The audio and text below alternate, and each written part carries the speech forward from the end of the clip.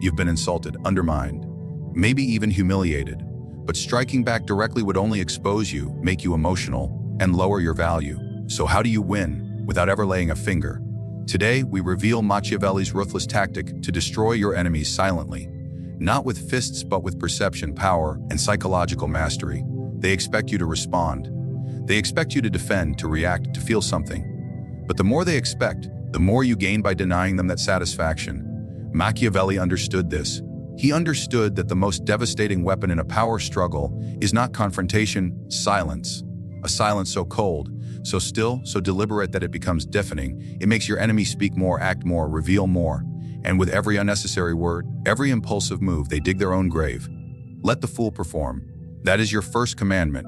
Let him speak with confidence. Let him expose his insecurities disguised as arrogance. Let him share plans too early, insult others too freely, or mock those he sees as weak. You remain silent, not because you're scared, but because you know every time he opens his mouth, he gambles his power. And you're simply the house. The weak feel an uncontrollable urge to defend themselves. The moment someone questions them, they scramble to clarify, to prove, to fix the perception. But the Machiavellian mind knows that perception can never be fixed by words. It can only be managed by presence, posture, and precision. That is why silence is not weakness. It's the supreme display of control. It signals that nothing they say can shake you, that you operate on a level where words don't reach. And here's the secret. When you don't respond, they begin to panic. Your silence acts like a mirror. They start to see their own flaws more clearly. They rethink what they said. They reanalyze the situation. And in that endless loop of internal noise, they lose their edge. They begin to doubt themselves. And self-doubt is the beginning of self-destruction. In silence, you shift the dynamic entirely. Now they feel like they must win your attention. They must provoke you. They must try harder. And the harder they try, the more exposed they become. What was once their controlled attack now becomes an emotional outburst. What was once a clever insult now looks like insecurity. What was once dominance now feels like desperation. You have reversed the entire structure of power. And you never said a word. Machiavelli would remind us that a prince must know when to speak and when to disappear into the shadows. Strategic silence isn't about absence, it's about presence without exposure. You are there, you are watching, you are calculating, and that unsettles them more than any argument ever could. Because a silent man forces others to imagine what he's thinking, and what they imagine is always more terrifying than the truth. This is especially effective in environments where status and control matter. Workplaces, family hierarchies, even social media. If someone tries to bait you into reacting, understand that is their weakness.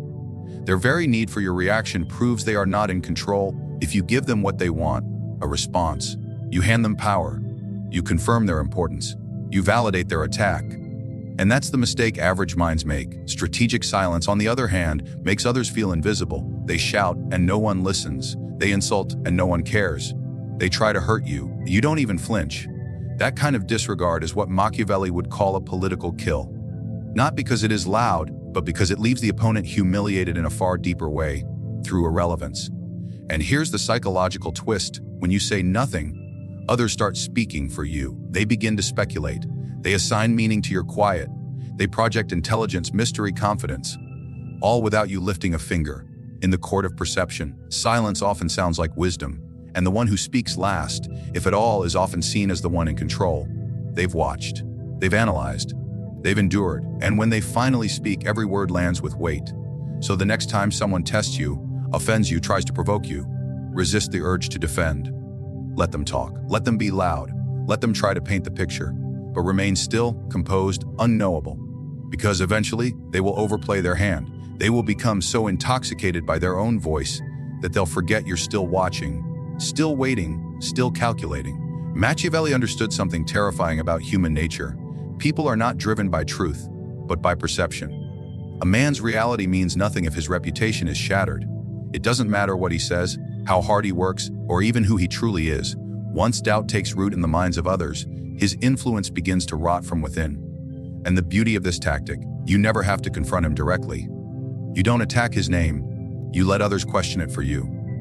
This is how the real power players operate. They don't scream accusations in the public square. They don't post emotional responses or demand apologies. They move in whispers. They plant subtle thoughts. They let silence carry implications far louder than speech ever could. The trick is to nudge people gently. Never push, never blame. You create small fractures in the image your enemy projects, and then you step back and watch as others start to chip away at it. Say your rival is seen as trustworthy. You don't say he's a liar. That would expose you. That would make you look bitter or jealous. No. Instead, you simply ask questions. Strange, isn't it, how he always seems to know what's about to happen? Or, did you ever notice how he changes his story depending on who's listening? You're not accusing, you're observing. And when you pose observations like that, people don't get defensive. They get curious. They start seeing things they missed before. And now the perception begins to shift, quietly, fatally. This tactic is not just psychological, it's surgical. You target specific traits, not the whole person. You remove one pillar of their public image at a time. Maybe it's their loyalty, maybe their confidence. You don't have to lie. You just have to suggest. And the beauty is, others will do the rest. People love gossip. They love speculation. All you're doing is lighting the fuse. Machiavelli taught that the masses cannot differentiate between perception and reality. If enough people believe a man is weak, then he is weak, no matter how strong he might actually be. So your goal is not to prove something. Your goal is to shape what others believe is already true. It's the power of framing. If he's ambitious, you frame him as manipulative. If he's quiet, you frame him as hiding something. You don't change the facts. You change the lens through which people view those facts. And here's the most dangerous part. Your enemy won't even see it coming, because you never confronted them. You never argued. You never made a scene. From their point of view, everything seems normal. But behind the scenes, their foundation is crumbling. People are pulling away, invitations stop coming, support becomes distant. No one tells them why, and that's what makes this tactic so effective. There is no target to strike back against. You're a ghost in the background. You cannot be blamed. Now understand, this strategy isn't about spreading rumors. That's amateur work. It's about changing the temperature of a room when your rival enters. It's about making their presence feel uncertain. When you control how someone is perceived, you control how people treat them, talk about them, trust them. And when their reputation begins to fade, their power dies with it. Machiavelli would never advise you to attack directly. It's too risky, too emotional, too obvious. Instead, he'd have you rearrange the stage so that when your rival speaks, no one is really listening anymore. When they claim their innocence, no one truly believes them. Their reputation is already hollowed out, and their influence is no longer rooted in strength. It's rooted in memory. And memory fades fast when new doubts take its place. Power does not exist in a vacuum. It is not something a person holds within themselves. It flows from the people around them, from attention, from loyalty, from alliances. If you want to destroy someone without ever attacking them, you don't go for the person directly. You go for their network, their support system, their audience, their influence. You make sure that when they speak, fewer people are listening. When they act, fewer people are following. And when they fall, no one is there to catch them. Machiavelli understood this at the highest levels of political power. A prince is not powerful because of his crown. He is powerful because others obey him, speak for him, protect him. You remove those people even silently, and the prince becomes just another man, vulnerable, alone, and eventually forgettable. The same principle applies in every domain, in workplaces, in social groups, in online communities. Anyone who holds influence does so through the collective belief of others. That belief is the target. You don't need to create enemies for your rival. All you need to do is quietly reposition those around them. Shift the energy. Start small. Invite key people into your circle. Make them feel heard, valued, important. Give them a new center of gravity. And make sure that center isn't your enemy. Over time, people will begin to drift. They'll attend fewer of his meetings. They'll stop defending him when he's criticized. Their tone changes. Their loyalty fades. Not because you demanded it, but because you provided an alternative that felt more powerful, more stable, more aligned with their interests. Isolation is not always obvious. It often begins with a subtle shift in dynamics. A private conversation that leads to second thoughts. A new alliance that weakens the old one. A subtle tension that makes others question where they stand. And while your enemy continues to operate as if they are supported, the reality around them is dissolving. They are now operating in an outdated version of their power structure, unaware that it's no longer real. This is the beauty of influence. It doesn't need force. It only needs gravity. Become the one people naturally gravitate toward. Be more composed, more strategic, more useful, more confident. People want to align themselves with whoever they believe is going up, not down. Machiavelli would tell you that men are loyal only to their advantage. If you appear stronger, they will serve you. If your enemy appears weaker, they will abandon him. No speeches are needed, no betrayals required. The shift happens on its own. Even a single key figure leaving their side can create a chain reaction. Others begin to question their position too. They start wondering if the person they once followed is slipping, if their judgment is fading, if they've become a liability. Your job is to encourage this quietly, subtly, strategically. You never tell people to leave your enemy. You make them feel that it's time. That staying loyal is no longer safe. That aligning elsewhere is simply wise. And here's what makes this strategy so difficult to fight. Your enemy will try harder to hold on. They'll get more desperate. They'll reach out, make promises, raise their voice, but none of it works. Because now, every move they make reeks of insecurity, and people can smell that. Influence is like water. It flows to the most stable ground. All you have to do is become the ground others want to stand on. This is how you collapse someone's power without raising your hand. You don't argue with them. You don't attack them. You remove the oxygen they breathe. Validation, admiration, support. Slowly, carefully, you pull away the scaffolding of influence around them until they are left standing alone, exposed, and irrelevant. And everyone around them begins to realize something crucial. The power they thought he had, it was never really his. It belonged to the crowd. And now the crowd has moved. The real battlefield is not in what people say. It's not in arguments or in titles or in positions of authority. The real battlefield is inside the minds of others. That's where the war is fought, and that's where it's won. If you want to destroy someone without ever attacking them, don't challenge their reality. Change how people perceive it. Because in the world of power, perception is stronger than fact.